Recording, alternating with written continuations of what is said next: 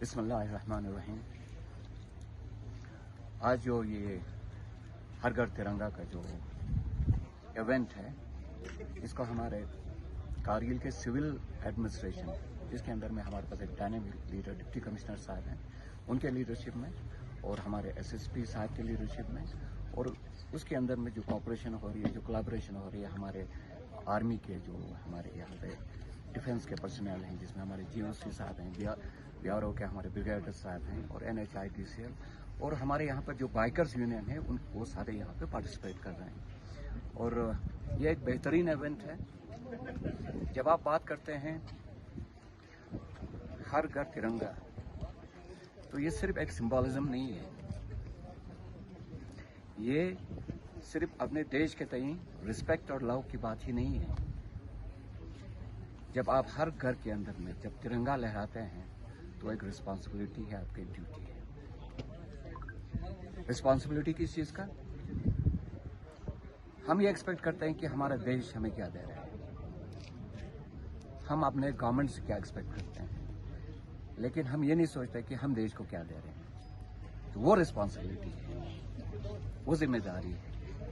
हमें हर सिटीजन को हिंदुस्तान के अंदर में, कारगिल के अंदर में, हमें अपने रिस्पॉन्सिबिलिटी को समझना पड़ेगा कि देश के तई, देश के आज़ादी के तई, देश की आज़ादी को प्रोटेक्ट करके बचा के रखने के तई हमारी क्या रिस्पॉन्सिबिलिटी बनती है। ये वो चीज़ है।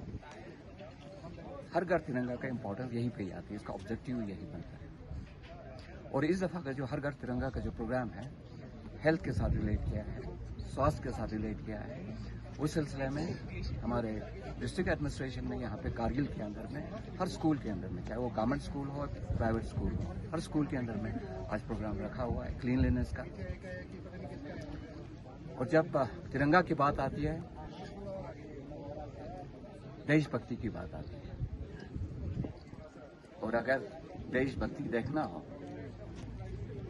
चाहे वो हमारे भारत के अंदर में जो लोग रहते हैं या इंटरनेशनल लेवल पे जो लोग रहते हैं, अगर देशभक्ति देखना है तो आप करगिल लाइए।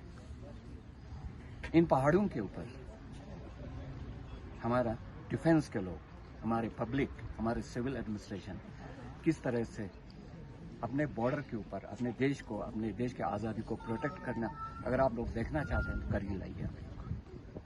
पेट्रियटिज्म की बात करते हैं तो जितना पेट्रियटिज्म के लिए करगिल को जाना जाता है, मेरे ख्याल में हमारे भारत के अंदर में भी बहुत कम जगहों को माना जाता है। 1965 से लेके 71, 99 और ये इवन अभी रिसेंटली जो ऑपरेशन सिंदूर हुई है, उसके अंदर में हमारे पब्लिक का क्या रोल रहा है, सिविल एडमिनिस्ट्रेशन का क्या रोल रहा है और आर्मी का क्या रोल रहा है। कितने फख्र के साथ इन्होंने अपने देश को और अपने आज़ादी को बचाया, उसको प्रोटेक्ट करके रखा है। तो आप ज़रूर करगिल लाइएगा। आज यहाँ पे जो बाइकर्स रैली हुई है, ये एक हमारे तरफ से जो सिविल एडमिनिस्ट्रेशन की तरफ से जो प्रोग्राम रखा गया है, आज हम सुरू वैली के अंदर यहाँ पे आके मना रहे हैं। तकरीबन आप ये मान के चलें कि अब कारगिल से 50-60 किलोमीटर की दूरी पे आके ये रैली हमने यहाँ पे किया है।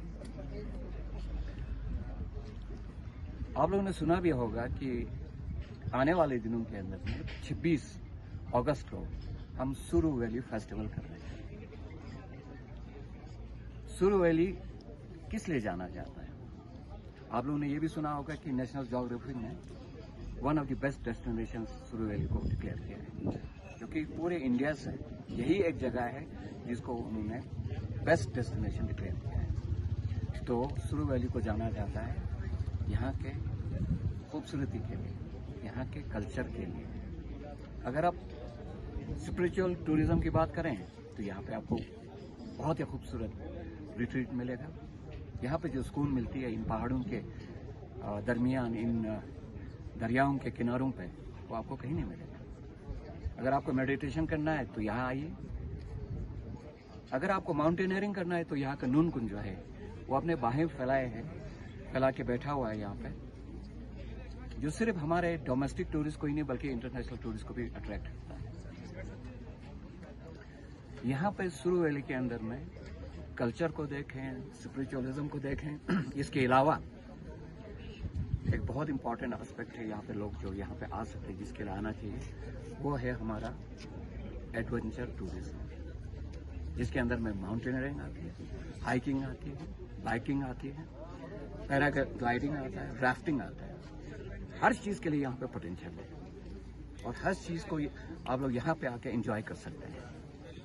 हमें पूरा यकीन है कि आने वाले दिनों के अंदर में सुरू वैली जैसे इलाके में, एरियन वैली जैसे इलाके में, द्रास के अंदर में, जिसमें आप हमारे जो 1999 के वॉर मेमोरियल्स देखते हैं, वो सारी चीज़ें वो ऐसी चीज़ें हैं जो सिर्फ आपको करगिल में ही मिलेगा।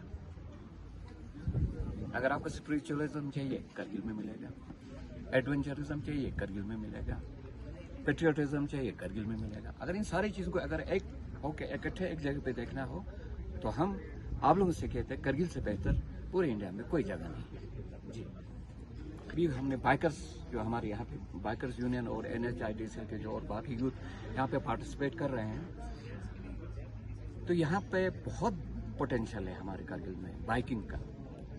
आप लोग खुद देख सकते हैं यहाँ पे हमारे जो यूथ हैं यहाँ पे पार्टिसिपेट कर रहे हैं। तो हम ये भी चाहेंगे कि बाहर से जो हमारे भारत के जो लोग हैं वो यहाँ पे तशरीफ लाए, बाइकिंग के लिए भी आए, हाइकिंग के लिए भी आए। इन सारी चीज़ों को आप लोग यहाँ पे एंजॉय भी कर सकते हैं। लेकिन सबसे इम्पोर्टेंट बात आज की बात अगर मैं करूँ तो हर घर तिरंगा का जो प्रोग्राम है, इवेंट है, उस चीज़ को ऑर्गेनाइज करने के लिए मैं शुक्रिया अदा करना चाहूँगा हमारे सिविल एडमिनिस्ट्रेशन को, यहाँ के हमारे आर्मी को, हमारे BRO को, NHIDCL और हमारे जितने भी यहाँ पे बाइकर यूनियन और बाकी जो पार्टिसिपेंट्स हैं, मैं सबों का शुक्रिया अदा करना चाहूँगा कि उन्होंने इस प्रोग्राम को बेहतरीन तरीके से ऑर्गेनाइज किया और इस इवेंट को यहाँ पे